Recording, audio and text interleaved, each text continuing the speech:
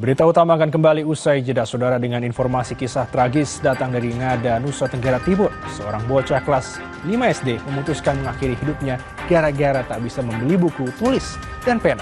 Lalu, di mana dana BOS yang seharusnya bisa membantunya?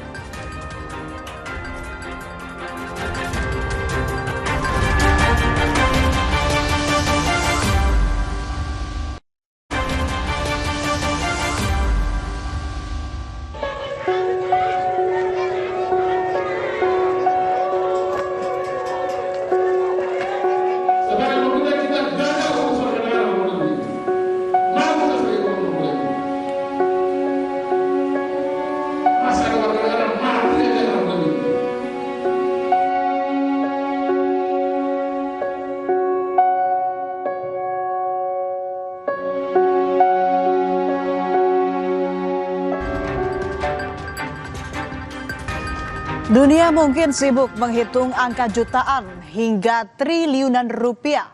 Namun di sebuah sudut Kabupaten Ngada, Nusa Tenggara Timur, hidup seorang anak berhenti hanya karena angka Rp10.000.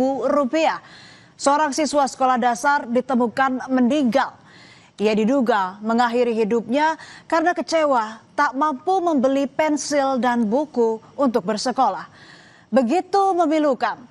Di usia yang semestinya bisa menikmati masa kanak-kanaknya dengan bermain dan mengenyam pendidikan, namun terhenti karena tekanan hidup yang penuh keterbatasan dan tak tersentuh bantuan.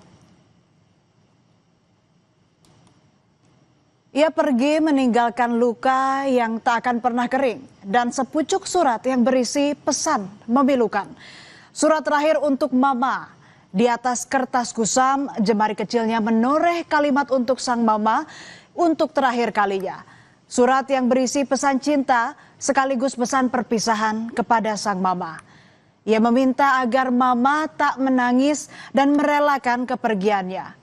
Begitu pilu, tekanan kehidupan yang semestinya tak dirasakan oleh bocah seusianya terpaksa harus ia lalui. Terhimpit keadaan keputusasaan hingga membuat dirinya mengambil keputusan yang sangat tragis. Pondok bambu di Kebun Sunyi berukuran 2 kali 3 meter inilah tempat ia menghabiskan kesehariannya bersama sang nenek tercinta. Pondok bambu ini menjadi saksi kehidupan sederhananya sebelum ia ditemukan meninggal dunia. Tak ada pintu kaca, apalagi rangkaian baja. Di ruang sempit ini terdapat sebuah tungku api yang berdampingan langsung dengan tempat tidur mereka. Sesekali mereka menghabiskan senja duduk bersama di gubuk bambu yang ada di depan gubuknya.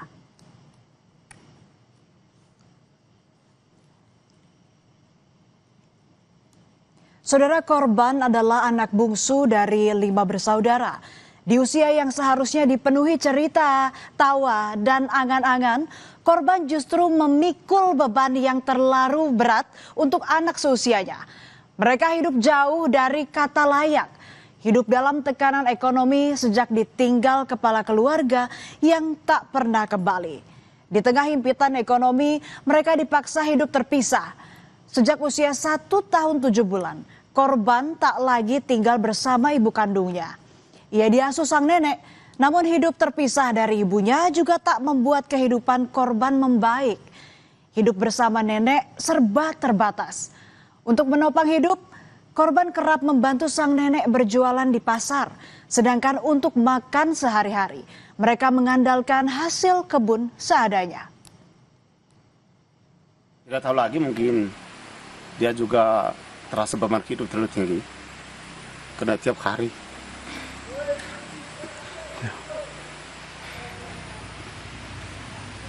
Dia pulang sekolah itu lapar. Sebelum mengakhiri hidupnya, korban diketahui sempat meminta uang Rp10.000 untuk membeli buku dan pena kepada ibunya.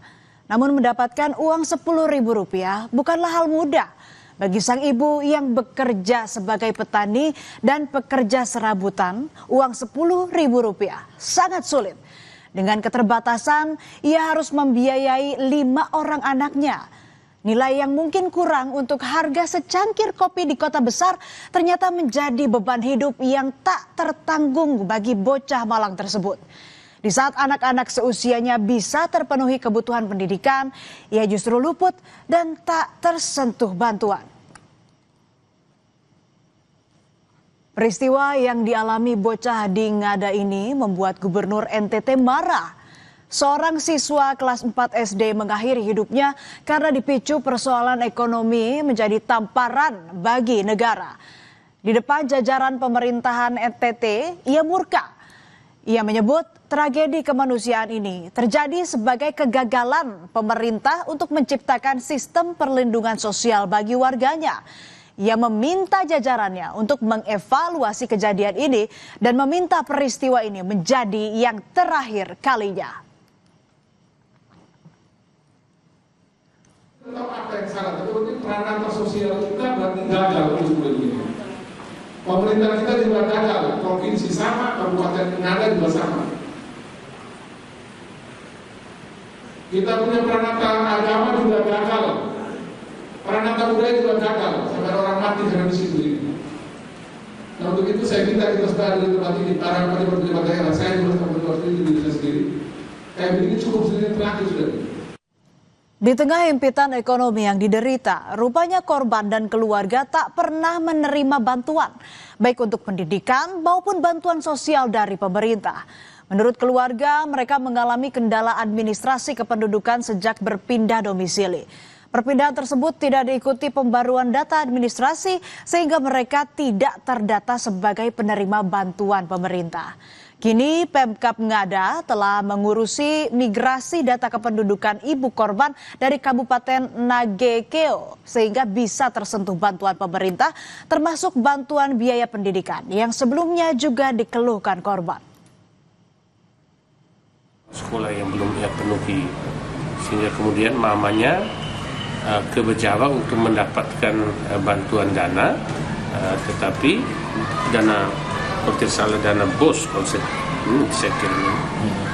Tetapi mamanya itu tidak bisa mendapatkan karena mamanya masih sebagai warga Kabupaten Nagekeo, belum pindah ini sehingga haknya untuk mendapatkan dana bos sebesar 1.790.000 itu menjadi kewajiban itu belum dipenuhi. Polisi masih mendalami motif dugaan siswa SD nekat mengakhiri hidupnya. Ia juga sempat menulis surat perpisahan kepada ibunya sebelum mengakhiri hidup. Sejumlah kerabat dan tetangga juga mengaku sempat bertemu korban sebelum akhirnya ia ditemukan meninggal. Polisi mengirimkan psikolog dan konselor kepada keluarga korban untuk memberikan pendampingan. Dari hasil penyelidikan awal, dari hasil olah TKP demikian. Bukan ada kekecewaan atau ya kita masih kita dalami lagi ya. Cuma yang info yang pertama dari hasil olah TKP, laporan yang saya terima dari anggota di lapangan khususnya Polres Ngada demikian. Cerita sedih dari Ngada ini menjadi alarm keras tentang kemiskinan yang masih menekan anak-anak paling rentan. Tak mampu membeli buku dan pena bukan sekadar kisah pilu keluarga, tetapi tanda bahwa tekanan ekonomi bisa berubah menjadi luka martabat dan kesehatan mental sejak dini. Peristiwa ini juga menjadi tamparan bagi Dinas Pendidikan yang dinilai gagal melindungi hak dasar anak bangsa. Bantuan dana bos yang digelontorkan negara setiap tahun seharusnya menjadi tameng terakhir bagi anak-anak miskin, bukan justru hilang di meja birokrasi dan pembiaran massal. Ini tamparan keras bagi dunia pendidikan kita hari ini. Di saat kita berbenah, di saat Bapak Presiden sangat bersemangat memperbaiki pendidikan kita, maka kami meminta pemerintah daerah juga aware. Pemerintah daerah juga memberikan perhatian yang serius terhadap dunia pendidikan kita. Kerjasama semua pihak, orang tua, guru, stakeholder pendidikan, Dinas Pendidikan Kabupaten, Provinsi, dan tentunya Kementerian Pendidikan Dasar dan Menengah dibutuhkan untuk mengatasi persoalan ini. Ini menjadi perhatian, menjadi atensi kita bersama Ya tentu bersama pemerintah daerah kita harus memperkuat pendampingan, kita harus memperkuat data kita. Ya kita harapkan tidak ada yang tidak terdata. Ini hal yang sangat penting, saya kira kembali kepada data. Bagaimana data ini kita sajikan sebaik mungkin sehingga kita bisa menjangkau seluruh keluarga-keluarga yang memang memerlukan perlindungan, memerlukan rehabilitasi dan memerlukan pemberdayaan. Kita tidak pernah tahu ketakutan, tekanan sosial dan rasa putus asa akan masa depan yang mungkin terlihat buram dan suram. Ini bukan hanya ketidakberdayaan sang ibu yang hidup dalam kemiskinan ekstrim.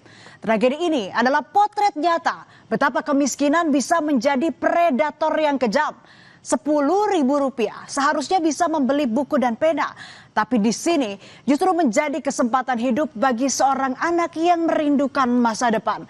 Negara harus hadir melindungi anak dari tekanan kemiskinan yang berdampak pada mental. Jangan sampai anak yang harus memikul beban hidup. Tetap bersama kami di Berita Utama. Usai jeda ada informasi Pengadilan Negeri Takengon jatuhkan pidana sanksi sosial pada 4 warga Aceh Tengah yang dipidana dalam kasus penganiayaan terhadap pencuri.